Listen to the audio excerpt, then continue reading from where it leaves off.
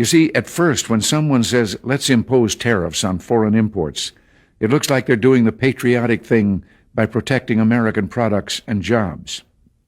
And sometimes for a short while it works, but only for a short time. What eventually occurs is, first, homegrown industries start relying on government protection in the form of high tariffs. They stop competing and stop making the innovative management and technological changes they need to succeed in world markets. And then, while all this is going on, something even worse occurs. High tariffs inevitably lead to retaliation by foreign countries and the triggering of fierce trade wars. The result is more and more tariffs, higher and higher trade barriers, and less competition. So soon, because of the prices made artificially high by tariffs that subsidize inefficiency and poor management, people stop buying. Then the worst happens.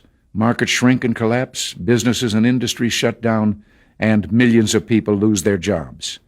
The memory of all this occurring back in the 30s made me determined when I came to Washington to spare the American people the protectionist legislation that destroys prosperity. Now, it hasn't always been easy. There are those in the Congress, just as there were back in the 30s, who want to go for the quick political advantage, who risk America's prosperity for the sake of a short-term appeal to some special interest group, who forget that more than 5 million American jobs are directly tied to the foreign export business, and additional millions are tied to imports. For those of us who lived through the Great Depression, the memory of the suffering it caused is deep and searing. And today, many economic analysts and historians argue that high tariff legislation passed back in that period, called the Smoot-Hawley Tariff, greatly deepened the Depression and prevented economic recovery.